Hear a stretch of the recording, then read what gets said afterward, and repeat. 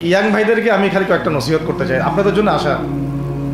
আলোচনা অনেক শুনছেন জীবনে, নামাজ রোজা হজ জাকাতের আলোচনা বহুত শুনছেন আলহামদুলিল্লাহ। তো এখনও যদি আপনারা নামাজ রোজা হজ জাকাত তাসবিহ তাহলিল জিকির আজগার কোরআন তেলাওয়াত আখলাক ঠিক করা, মুরব্বীদের পরামর্শ নিয়ে চলা, ওলামায়ে কেরামের সাথে থাকা, এইগুলো যদি এখনও ঠিক না হয়ে থাকে তাহলে ভাই আপনাদেরকে আমি একদিন সময় দিচ্ছি ঠিক করে নেন। কয়দিন সময় দিলাম? একদিন সময় দিচ্ছি, আপনি ঠিক করে নেন সব। নামাজ ঠিক করে নেন, নিজের গুনাহের জন্য তওবা করেন, হারাম রিজিক থাকলে ছেড়ে দেন, পরিবার না গড়ে থাকলে পরিবার গড়েন, তারপরে রিজিকে হারাম থাকলে ছাড়েন, আপনার সন্তানকে মানুষ করেন, মুহাক্কিক বরেণ্য আলেমদের সোহবতে থাকেন, ওলামায়ে কেরামের সাথে থেকে হাত শক্তিশালী করেন, মাদকের সাথে থাকলে ছাড়েন, গান বাজনার সাথে থাকলে ছেড়ে দেন, যত কবিরা গুনাহ সব ছাড়েন। ছেড়ে নিয়াত করেন যে আগামী যদি আমি 10 বছর বাঁচি 10 বছর, 20 বছর বাঁচলে 20 বছর, 100 বছর বাঁচলে 100 বছর আল্লাহর জন্য ঢেলে দিব ইনশাআল্লাহ। এটা আলোচনা আর আমি নতুন করে করতে যাচ্ছি না, অনেক আলোচনা এগুলো হয়েছে। আলোচনা শুরু হচ্ছে কোথা থেকে? এখন আমাদের কাজ আছে একটা। আমাদের কাজ 1 নম্বর কাজ হচ্ছে এখন পরিবর্তিত বাংলাদেশে কোনো ভারতীয় দালালকে আর জায়গা না দেওয়া, একদম সাফ কথা। বরং প্রত্যেকটা ডিপার্টমেন্টে যেখানেই তারা লুকিয়ে আছে ঘাপটি মেরে, এই প্রত্যেকটা ভারতীয় দালালকে এখান থেকে বের করতে হবে। এটা আমি একা বললে আমি পারবো না, আপনি একা বললে আপনি পারবেন না। প্রত্যেকটা এই বয়ানের জায়গা, মিনবর, খুতবা, ওয়াজ মাহফিলের প্যান্ডেল, আমাদের রাজনৈতিক দলগুলো, আমাদের ইসলামপন্থী দলগুলো যেগুলো আছে, সবার ইমারত থেকে আওয়াজটা আসতে হবে। কারণ এরা যদি আর একটা বার সুযোগ করতে পারে, না থাকবে আপনার দেহ আর না থাকবে আপনার মাথা। মানে এখনই তো আপনাকে হুমকি দিচ্ছে, যে কোনো সময় একটা একটা করে গুপ্ত হত্যা করবে এরা। তার আগে চট্টগ্রামে সাইফুল ইসলাম ভাইকে, এক ভাইকে, এটার বিচার এখন হয় নাই। যারা মারছে ওদের পক্ষ নিয়ে আমরা আবার সংখ্যালঘুর স্লোগান তুললাম। এ কেমন সংখ্যালঘু যে আমার ভাইকে জবাই করে হত্যা করে? হ্যাঁ, সংখ্যালঘু নির্যাতন তো হচ্ছে ভারতের এক একটা মসজিদ তারা ভাঙতেছে এখন। এটা একটা লক্ষণ। আস্তে আস্তে ওর মানচিত্র মসজিদের মতোই ভেঙে খান হয়ে যাবে ইনশাআল্লাহ। এরা যেমন অখণ্ড ভারত চায়, আমরা অখণ্ড ভারতই চাই। আমরা চাই অখণ্ড ভারত হবে কালিমা লা ইলাহা ইল্লাল্লাহ মুহাম্মাদুর রাসূলুল্লাহ। আপনারা তো মনে করেন যে ভারত আমাদেরকে ঘিরে রাখছে, তাই না? আসলে ভারতকে আমরা ঘিরে রাখছি। এই দিক থেকে চায়না, এখান থেকে নেপাল, এখান থেকে ভুটান, এখান থেকে মায়ানমার, এখান থেকে পাকিস্তান, আর তার চেয়ে বাপ আছে না? ওদের সাথে কেউ পারছে এই পর্যন্ত? ভাইরা নিজেদেরকে গড়ে নিচ্ছে, গোছাচ্ছে। এখন কথা হচ্ছে, আমরা একটা কাপুরুষতার পরিচয় দিচ্ছি। নেপাল ওকে টাইম দেয় না, ভুটান টাইম দেয় না, মায়ানমার টাইম দেয় না, চায়না তো দেয়ই না, আর আমরা তাকে একেবারে প্রভুর আসনে বসায় রাখছি। আমরা কি দিছি? আমরা ইলিশ দেই, আমরা ট্রানজিট দেই, আমরা রেল দেই, আমরা বন্দর দেই, আমরা আর কি দেই? গ্যাস তো দেই মাশাআল্লাহ। তারপরে পণ্যগুলো তো দিচ্ছি, গার্মেন্টস দিয়ে দিচ্ছি, আমাদের প্রশাসনের মধ্যে লোকজন দিয়ে দিচ্ছি, কর্মী শ্রমিক দিয়ে দিচ্ছি। এই জন্যই তো বলি, কেন সে স্ট্যাটাস দেয় যে এই স্বাধীনতা তার স্বাধীনতা। এটাই তাহলে কারণ। তার মানে তারা আমাদের সার্বভৌমত্বটাকে স্বীকার করে না, তাই না? তারা যদি আমাদের স্বাধীনতা সার্বভৌমত্বকে স্বীকার করতোই, তাহলে তো এরকম স্ট্যাটাস দিত না, দিত কি? তো এখন কথা হচ্ছে, আমরা মাথা নত করার জাতি না। আমাদের নবী মুহাম্মদ সাল্লাল্লাহু আলাইহি ওয়াসাল্লাম মাথা উঁচু করে দাওয়াতি কাজ করছেন। মার খেলেও কখনো তিনি মাথা নিচু করেন নাই। সাহাবায়ে কেরাম রাদিয়াল্লাহু আনহুম আজমাইন মাথা উঁচু করে দাওয়াতের কাজ করছেন, কারোর সামনে মাথা নত করেন নাই ইল্লাল্লাহ, আল্লাহ ছাড়া। মার খেয়েছেন, হিজরত করতে হলে হিজরত করেছেন, কখনো মানুষ গালি দিয়েছে, গালি সহ্য করেছেন, কখনো মদিনা চলে যেতে হয়েছে, দেশ ছাড়তে হয়েছে, দেশ ছাড়ছেন, আবার কখনো ইসলামী রাষ্ট্র কায়েম করতে হয়েছে, রাষ্ট্রও কায়েম করছেন। জিহাদ করার দরকার, জিহাদও করছেন, কেতালের দরকার, কেতালও করছেন। আস্তে আস্তে মক্কা বিজয় করছেন, করেন নাই? সিরাত পড়তে হবে, সিরাতের ধারাগুলো আমাদেরকে বুঝতে হবে। এখন আমরা তো তার উত্তরসূরি, আমরা তাদের উত্তরসূরি। প্রথম কথা হচ্ছে আমরা আমাদের নতজানু মনোভাবটাকে আগে ত্যাগ করতে হবে, এক নাম্বার। আর অতীতের জীবনের যে ভুল ত্রুটিগুলো দ্রুত সংশোধন করতে হবে। মানে এখন আর আমাদের হাতে অনেক লম্বা সময় আছে এমন না বিষয়গুলো। কত কি যে দ্রুত হয়ে যাবে আপনি হয়তো ভাবতেও পারবেন। বিশ্বটা খুব দ্রুত চেঞ্জ হচ্ছে। এই অল্প সময়ের মধ্যে আপনার ভাইরা দাঁড়ায় গেছে, অল্প সময়ের মধ্যে দেখলেন যে পরিবর্তন হয়ে যাচ্ছে। তারপরে আপনি কয়দিন পরে দেখবেন ইনশাআল্লাহ যে এই আপনার অবস্থাও পরিবর্তন হবে ইনশাআল্লাহ। তখন এরা আবার কি বলবে? যোদ্ধা। তখন ঠিকই বলবে যোদ্ধা। এখন বলতেছে বিদ্রোহী, বলতেছে। তো একটা বিষয় আগে বলে নেই, এটা বোঝার দরকার আছে যে দেখেন যে অবস্থা চলতেছে সেখানে কিন্তু আমাদের তাবলিগের মেহনতটা মূল না, সেখানে আমাদের মেহনতটা মূল, তাই না? বিষয়টা ওখানে তো সবাই ওখানে বোম পড়তেছে, ওখানে কি সবাই তাবলিগের মেহনত করবে? হাতে নেওয়া ফরজ। এটা বোঝার জন্য আপনার তো মুফতি হওয়ার দরকার নেই। হ্যাঁ, আবার তখন কি শুধু তাবলিগটা ফরজ ছিল, না ওদের হামলা প্রতিরোধ করা ফরজ ছিল? ফরজ ছিল। একই অবস্থা হয়েছে, কিন্তু বাংলাদেশে এখন সেই অবস্থাটা নাই। কিন্তু বাংলাদেশে তাবলিগের মেহনত, আমর বিল মারুফ নাহি আনিল মুনকারের মেহনত তো চলবে। মানে তাবলিগের মেহনত, দাওয়াতের মেহনতটা চলবে। যদি কখনো বাংলাদেশে দেখা যায় যে দেশের শত্রুরা বা দিনের শত্রুরা বা উগ্রবাদীরা এই দেশের স্বাধীনতা সার্বভৌমত্বের উপর আক্রমণ করে, তখন কি আমাদের উপরে জিহাদ ফরজ হবে কিনা? এখন যদি তাই হয়, এখন আপনাদের কি মনে হয় এটার সম্ভাবনা আছে না নাই? এটুকু ইন্টেলেকচুয়াল অবস্থা তো আপনাদের আছে, এটার সম্ভাবনাও হতে পারে, আজ হোক কাল হোক, হতেই পারে। তখন আমার প্রিপারেশনটা কী হবে সেটা আমাকে এখন জানতে হবে। আমার প্রিপারেশনটা কী হওয়া উচিত?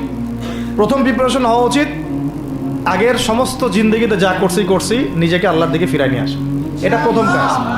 যে আল্লাহর দিকে ফিরে আসে নাই, তার সাথে না জিহাদের সম্পর্ক আছে না কিতালের কোনো সম্পর্ক আছে, সে তো আল্লাহর পথেই নাই।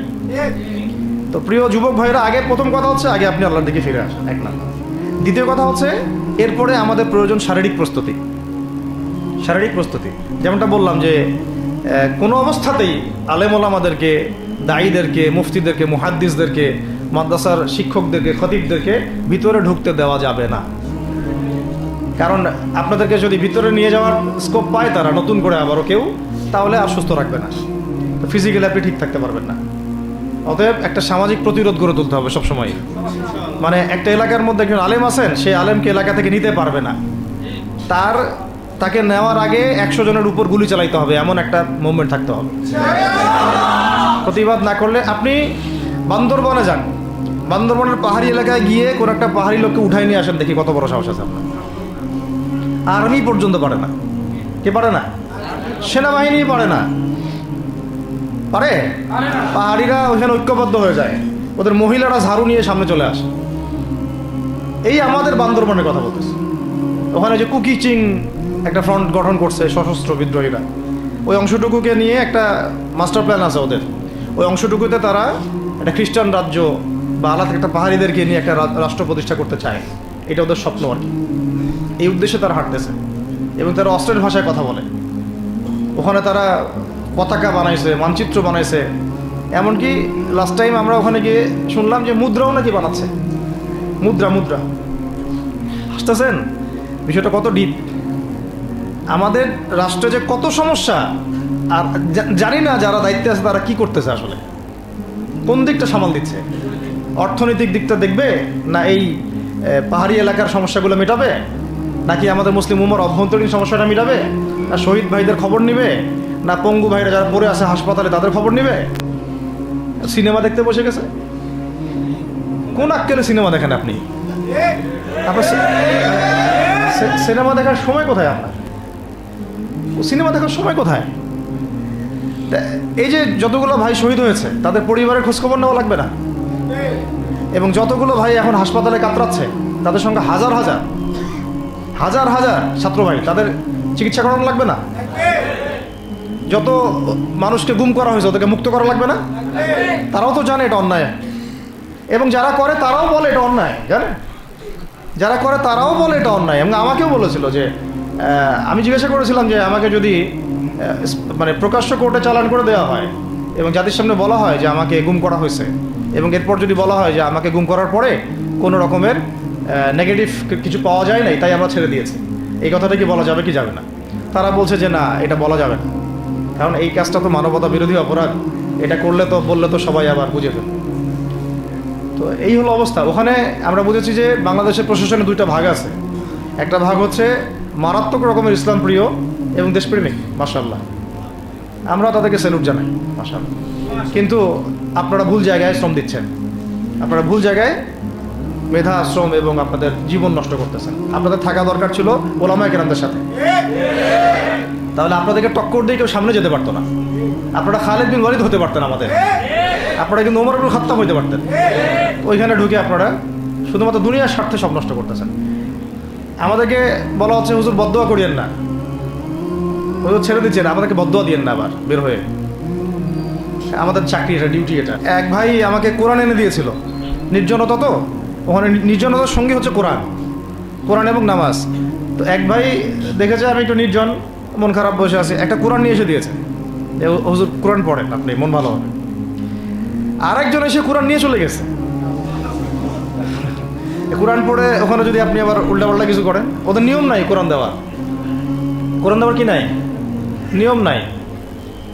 তো এই হলো অবস্থা। কথা হচ্ছে যে এই ভাইদেরকে মুক্ত করাও তো তাদের কাজ ছিল। যে ওলামায়ে কেরামদের একজনের উপরে 3টা 4টা 5টা 10টা করে মামলা এখনো চলতেছে, তাদেরকে মুক্ত করা উচিত ছিল না? আর এই পুরো জুলুমের পিছনে যত জালেম ইনভলভ ছিল, তাদেরকে আইডেন্টিফাই করে ভিতরে ঢুকানো উচিত ছিল না? হয়েছে সব কিছু? তো এই জিনিসগুলোর মধ্যে অনেক গ্যাপস আছে। এগুলো যদি এভাবে চলতে থাকে, তাহলে আগামীতে আমরা যারা ইসলামিক রাজনীতি করব বলে চিন্তা করতেছি বা ইসলামকে রাষ্ট্র ক্ষমতায় নিতে চাই, আমরাও কিন্তু বেগ পাবো, আর ভালো রকমের বেগ পাইতে হবে। আর বিগত সময় আমরা অনেক ভুল করছি, যেমন মন খারাপ করেন না এগুলো, আমরা ভুল করছি এই যে আমরা সেকুলারদেরকে অনেক বিশ্বাস করে ফেলছি, ওদের সাথে জোট করতে গেছি, ঠিক আছে, ওদেরকে আমরা ভাই বোন করার চেষ্টা করছি। আসলে এদের সাথে আর কাফেরদের সাথে কোনো পার্থক্য নেই। সেকুলারিজমে যারা আছে আর কুফার যারা, এদের মধ্যে কোনো পার্থক্য নেই। ওই কালিমা পড়া না পড়ার পার্থক্য, তো বাকি আপনার পিঠে ছুরি এরাও মারবে ওরাও মারবে। আর আমি ছোট মানুষ, ছোট জায়গা থেকে বলতে চাই যে আমাদের যে ওলামায়ে কেরামগণ মাঠে আছেন, যে রাজনৈতিক দলগুলো আপনারা মাঠে আছেন, এবার আপনারা কোনো রুটির টুকরার জন্য লড়বেন না, এবার পুরা রুটি নিয়ে লড়বেন। প্রত্যেক আসনে প্রার্থী দিবেন আপনারা, যেহেতু এর বাইরে সিস্টেম, এখন অন্য সিস্টেমে যাওয়ার সুযোগ হচ্ছে না, তাহলে পুরা রুটিটার জন্য লড়তে হবে আপনাদের। আমাদের টার্গেট হচ্ছে এখন একটা ইসলামপন্থী সরকারকে রাষ্ট্র ক্ষমতায় নিয়ে যাওয়া, এটা আমাদের একটা প্রধান টার্গেট। এখন আমাদের এজেন্ডা স্পষ্ট, কোনো গোপন এজেন্ডা নাই আমাদের। কি নাই? কোনো গোপন এজেন্ডা নেই। আমরা চাই বাংলাদেশে এখন একটা ইসলামপন্থী রাষ্ট্র ব্যবস্থা গড়ে উঠুক, ইসলামপন্থী সরকার শাসন ক্ষমতায় আসবে। এটার জন্য আপনাদের সবার ভূমিকা আছে না? কেউ কথা দিয়ে ভূমিকা রাখবেন, কেউ লিখবেন, কেউ বলবেন, কেউ যেভাবে হোক আপনাকে ভূমিকা তো রাখতেই হবে। কারো বসে থাকার সুযোগ নেই এখন আর। এই রাষ্ট্রটাকে ইসলামিক রাষ্ট্র হিসেবে গড়ার দায়িত্ব এখন সবার কাঁধে আসছে। আমরা আমাদের জায়গা থেকে বলতেছি, বাকি কাজ কিন্তু আপনাদেরকে করতে হবে। আল্লাহ পাক করার তৌফিক দান করেন। আর ইসলামপন্থী ভাইদের আপোষের যে দূরত্ব, এটা কমায় ফেলতে হবে। এই দূরত্ব রাখা যাবে না। ইখতিলাফ আছে থাক, যদি আকীদাগত মৌলিক কোনো পার্থক্য না থাকে, আমরা তো ভাই ভাই নাকি? আমাদের চেয়ে কি মানে সেকুলার আমাদের বেশি বড় ভাই? আমাদের চেয়ে কি যে নাস্তিক মুরতাদের আমাদের বড় ভাই? কমিউনিজমে যারা আছে ওরা আমাদের বড় ভাই? না এই গণতন্ত্রপন্থী যারা একবারে কট্টর, ওরা আমাদের দিনী ভাই নাকি? আমাদের তো ভাই, সোজা কথা হচ্ছে ইন্নামাল মুমিনুনা ইখওয়া, ইন্নামাল মুমিনুনা, মুমিন যারা মুমিন ভাই, মুমিনে কি ভাই, খালাস। আল মুসলিম ওয়া আখুল মুসলিম, মুসলিমের ভাই কি? মুসলিম, খালাস, এইটুক। মুসলিম আমার ভাই, মুসলিম আমার ভাই। এখন যারা এদেশের রাষ্ট্র ক্ষমতা ইসলামকে চায় না, তারা আমাদের ভাই না। সে যে কোনো নামেই আসুক, এক্স ওয়াই জেড, দেখার দরকার নেই। এক্স নামে আসুক, ওয়াই নামে আসুক, জেড নামে আসুক, যারা রাষ্ট্র ব্যবস্থা ইসলামকে চায় না, তারা আমার ভাই, খালাস, সোজা কথা। এখন রাষ্ট্র ব্যবস্থা ইসলাম চায় যে ভাইরা আমাদের, ওই ভাইদেরকে একসাথে থাকতে হবে। আল্লাহর কসম করে বলতেছি, ইনশাআল্লাহ যদি এই ভাইরা আমরা একসাথে থাকতে পারি, এর সাথে আমরা দায়ীরা, তালেবে ইলমরা এবং আপনারা তো যুব সমাজ আছেন, আমাদেরকে টক্কর দিয়ে বাংলাদেশের রাষ্ট্র ক্ষমতায় কেউ যাইতে পারবে না ইনশাআল্লাহ। সবাইকে ভূমিকা রাখতে হবে। এখন অন্য আলোচনা চেয়ে এই আলোচনাটাই বেশি দরকার। অন্য আলোচনা অনেক শুনছেন জীবনে, এখন বাংলাদেশে দরকার একটা ইসলামপন্থী রাষ্ট্র ব্যবস্থা, এর বাইরে কোনো আলাপ নাই। এখন এটা প্রতিষ্ঠা করার জন্য কি করতে হবে সেটা ফিকির করে না। তো কি করতে হবে বলেন? প্রথম কথা হচ্ছে আমাদেরকে আগে বৈশ্বিক জালেমদেরকে চিহ্নিত করতে হবে। পুরো বিশ্বে কারা জালেম এটা কি চিন্তা করা বাকি আছে? পুরো বিশ্বের সবচেয়ে বড় জালেম যে সবচেয়ে বড় জালেম এটা চিন্তা কি আপনার বাকি আছে? এই কথা বলতে যে ভয় পায় তার তো নবীর ওয়ারিস হওয়ার দাবি করার উচিত না। এটা খোলামেলা, এটা সবাই জানে। সারা বিশ্বের জুলুমের কারখানা হচ্ছে। মানুষ ত্রাণ নিতে গেলে পর্যন্ত সেখানেও মানুষ হত্যা করছে। আমরা এটা দেখার মতো আর সাহসী নাই। অনলাইনে এগুলো আমার দেখতে গেলে যে বাচ্চাদের অবস্থাগুলো আমাদের চোখের সামনে আসে, আমি স্কিপ করে চলে যাই। হয়তো কতটুকু দোয়া করতে পারি আল্লাহ ভালো। দোয়া করে কি করব? আমার দোয়ার তো তার দরকার নাই। আমার দোয়ার তার কি দরকার আছে? আমাদের মতো পাপী মানুষের দোয়া দিয়ে তার কি হবে? এখানে তো স্পষ্ট যে পুরো বিশ্বের জালেমের শক্তির কেন্দ্রস্থল কোনটা, সেখান থেকে সব মাস্টার প্ল্যান হচ্ছে। আর যদি ওই কোনো সেবা দাসকে আমরা ক্ষমতায় নিয়ে আসি, আমাদের ভুল হবে না? ছাত্র ভাইরা এই ভুলটা করছে। ছাত্র ভাইরা ভুলটা করছেন কারণ আপনাদের দিনের জ্ঞানের বুঝের কারণে করছে, বুঝের অভাবের কারণে করছে। ঠিক আছে, ঠিক আছে। এখন যে মানে সম্ভাবনা শেষ হয়ে গেছে এমনও না। আর এখন সবাই প্রতিবাদের ভাষায় কথা বলতে পারে। একটা রেভলিউশন ঘটানোর মতো সিচুয়েশন বাংলাদেশে আছে। অন্তত পক্ষে আমাদের ভাইদের মধ্যে আমরা দেখেছি, ছাত্র ভাইদের মধ্যে সাহস তো মাশাআল্লাহ অবশ্যই আছে, ডেডিকেশন আছে, জীবন দেওয়ার মানসিকতা আছে। তাদেরকে খালি নার্সিং করতে হবে, জীবনটা যেন ভুল পথে না যায়। এখন আবু সাঈদের রক্তের উপর দাঁড়ায় যদি কোনো সেকুলার ক্ষমতায় আসে, তাহলে এটা আবু সাঈদের রক্তের সাথে গাদ্দারি হচ্ছে। এই মুগ্ধদের রক্তের উপর সিঁড়ি বানায় যদি কোনো জাতীয়তাবাদীরা আর ওই সেই গণতন্ত্রপন্থীরা, ওই ইসলামের দুশ্মনরা, ওই ভারতের দালালরাই যদি ক্ষমতায় আসে, তাহলে এটা ওদের রক্তের সাথে গাদ্দারি হচ্ছে। এই গাদ্দারির মাফ হবে না।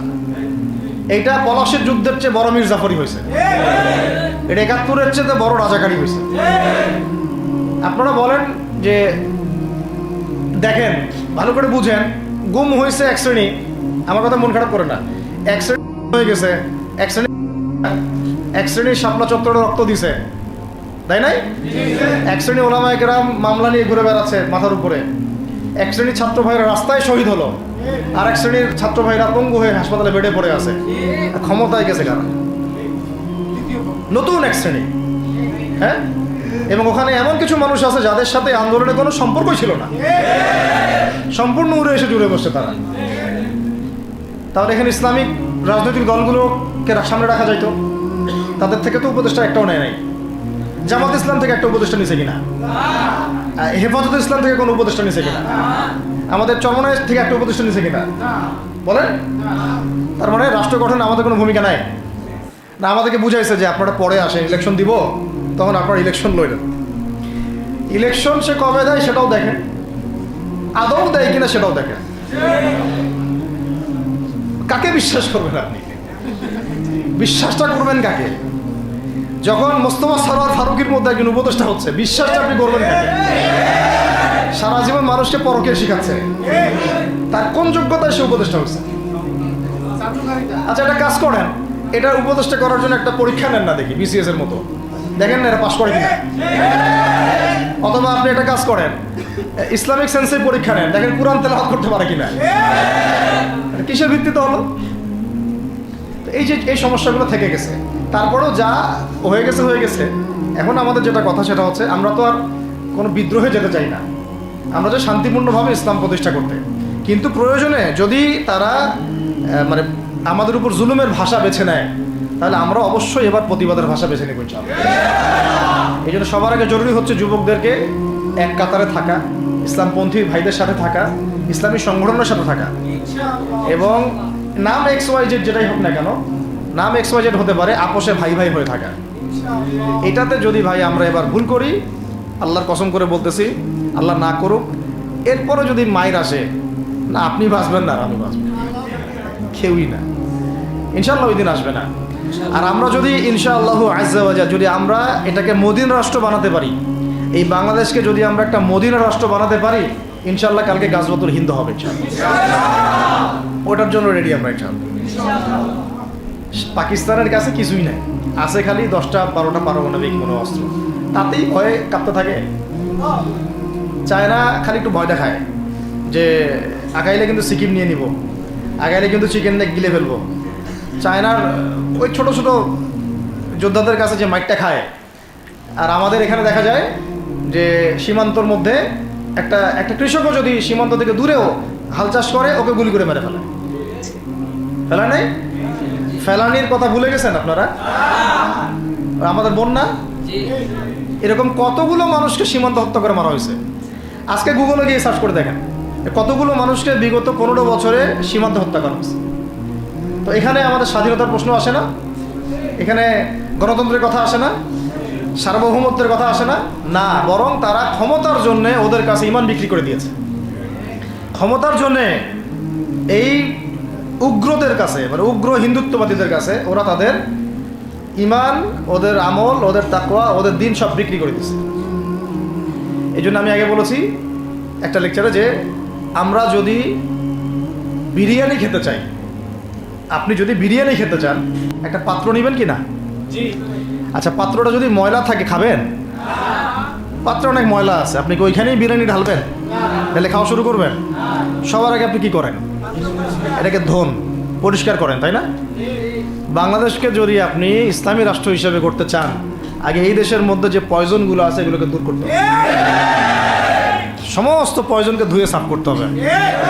তারপরে যে খেলাফা বা শরিয়া বা ইমারা যেটাই আসুক, ইমারা এক জিনিস, খেলাফা আর এক জিনিস। আমি এক কথায় বোঝাচ্ছি ইসলামী রাষ্ট্র ব্যবস্থা, এক ইসলামী রাষ্ট্র ব্যবস্থা। যদি ইসলামী রাষ্ট্র ব্যবস্থা তারপরে আসে, জমিন সাফ করার পরে, তখন সেটা সাস্টেইন করবে ইনশাআল্লাহ।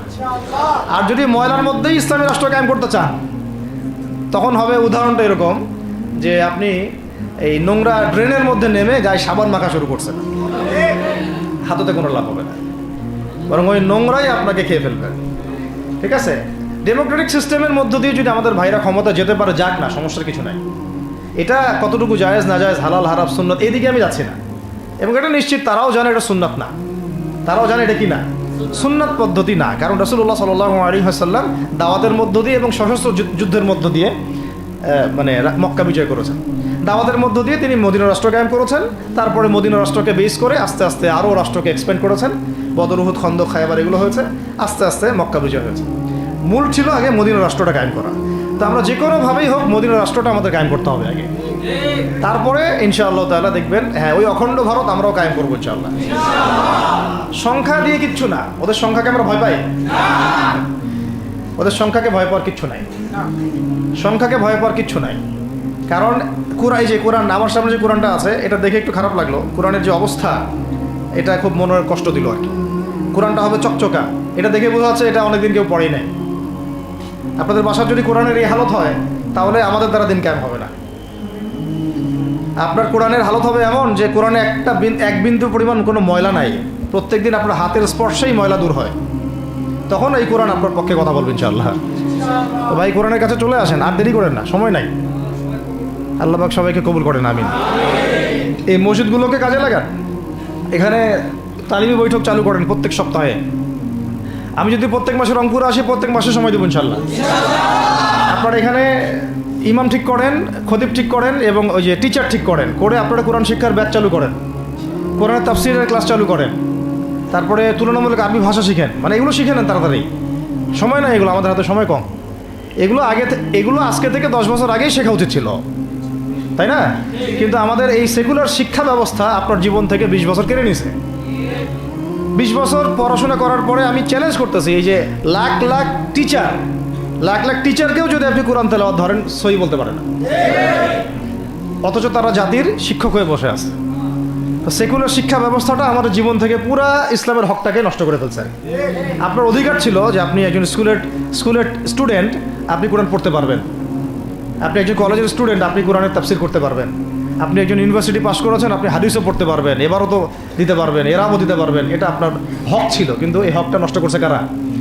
এই সেকুলার শিক্ষা ব্যবস্থা নষ্ট করে ফেলছে। এখন তো কিছু করার নাই, তো এটাতে আমাদের দোষ কি? আমাদের দোষ হচ্ছে আমরাই তো তাদেরকে ভোট টোট দিয়ে উপরে উঠেছিলাম। আমাদের বাপরা উঠাইছে, আমাদের বাবারা উঠাইছে, তার বাবারা উঠাইছে। তা আমরা তো ওই সময় ইনসাফ করি নাই, ফল আমাদেরকে ভোগ করতে হয়েছে। আপনি এই প্রসঙ্গটা দুটো কথা বলেই ফেলেন, নাহলে আমি মানে হকাদায় হয় না।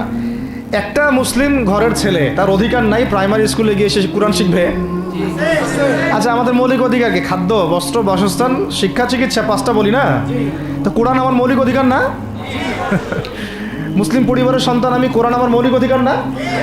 তারপর প্রাইমারি স্কুল আপনাকে শিখায় নাই, হাই স্কুল আপনাকে শিখায় নাই, এমনকি কারমাইকেল শিখাইছে আপনাকে, বেগম রোকেয়া বিশ্ববিদ্যালয় শিখাইছে?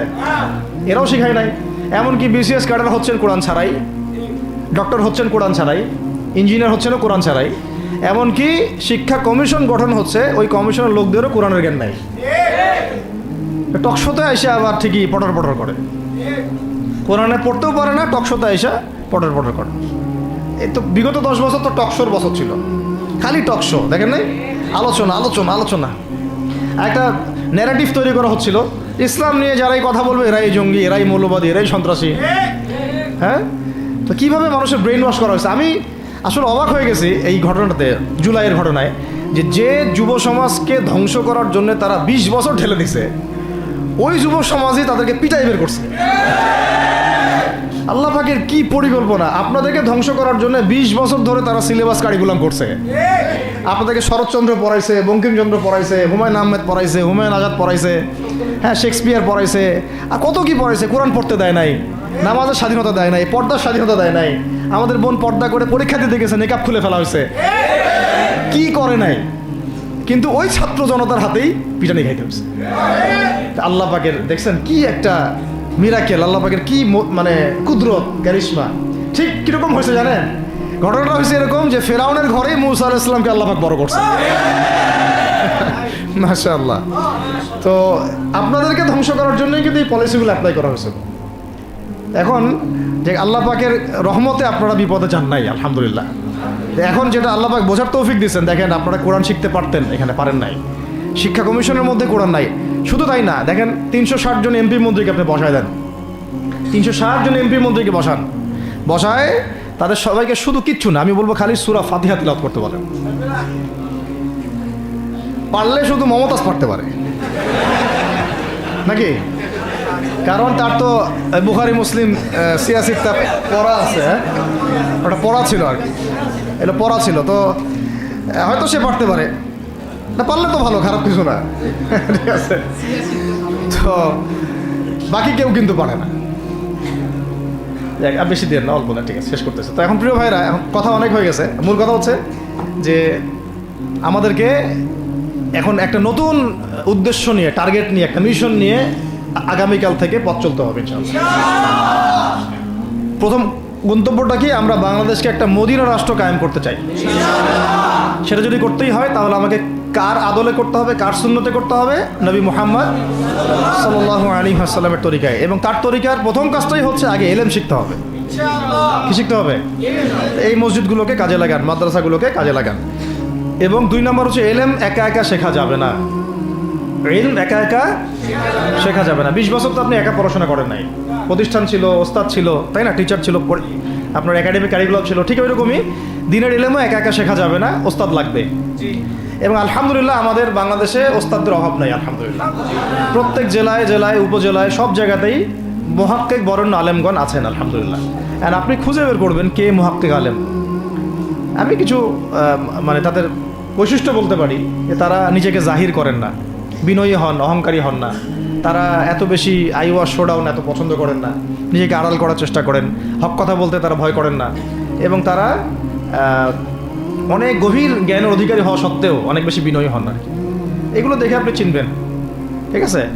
আমাদের সালাফরা তো বলতেন যে মুহাক্কিক মানুষকে পাবেন 2 জায়গায়, এক হচ্ছে মাটির তলে, আর একটা হচ্ছে জেলখানায়, ঠিক আছে? তো যাই হোক, এখন অনেক বরেণ্য উলামায়ে কেরাম আমাদের সমাজে আছেন, তাদের যে কারোর সাথে অন্তত একজনের সাথে নিসবত রাখেন, অন্তত একজনের সাথে নিসবত রাখেন, ঠিক আছে? তো এটা আমাদের সৌভাগ্য, আলহামদুলিল্লাহ, যে বাংলাদেশে বহু মাদ্রাসা, বহু কওমি মাদ্রাসা, আলিয়া মাদ্রাসা, অনেক ধরনের মাদ্রাসা আছে। কিছু সংকীর্ণতা বা কিছু সমস্যা আমাদের মধ্যে থাকতে পারে, এটা যে কোনো জায়গায় থাকতে পারে, কিন্তু আলহামদুলিল্লাহ এই খেদমতটুকু আছে বলেই এখন পর্যন্ত দিন ইসলামকে তারা মিটাইতে পারে নাই, আলহামদুলিল্লাহ। তো এলেম শিখবো 1 নাম্বার। 2 নাম্বার হচ্ছে এলেম মুহাক্কিক কোন আলেমের সোহবতে শিখবো, একা একা শিখবো না। 3 নাম্বার হচ্ছে যা শিখবো আমলে নিয়ে আসতে হবে। কি বললাম? যা শিখবো আমলে নিয়ে চলে আসতে হবে, ফেলে রাখা যাবে না। আল্লাহ আমাকে তৌফিক দেন, আপনাদের সবাইকে তৌফিক দান করেন। 4 নাম্বার সময় কাজে লাগাইতে হবে, সময় কাজে লাগাইতে হবে। কোনো অবস্থাতেই আর হেলায় ফেলায় সময় নষ্ট করবো না, আমিও করবো না ইনশাল্লাহ, আপনারাও করবেন না ইনশাল্লাহ। 5 নাম্বার হচ্ছে নিজের প্রতিভাকে খুঁজে বের করবেন। সবাইকে আল্লাহ কিছু না কিছু প্রতিভা দিয়েছেন, প্রতিভা খুঁজে বের করে ইসলামের জন্য কাজে লাগাবেন। 6 নাম্বার হচ্ছে যাদের রিজিক হালাল তাদের তো আলহামদুলিল্লাহ কোনো সমস্যা নেই, যাদের হারাম রিজিক আজকে ছাড়তে হবে। কোনো সুদের সাথে সম্পৃক্ত থাকা যাবে না, কোনো ঘুষ, কোনো দুর্নীতি, কোনো মাপে কম দেওয়া, কোনো হারামে আমি খাবো না, আমি কোনো হারামের কাছে যাব না।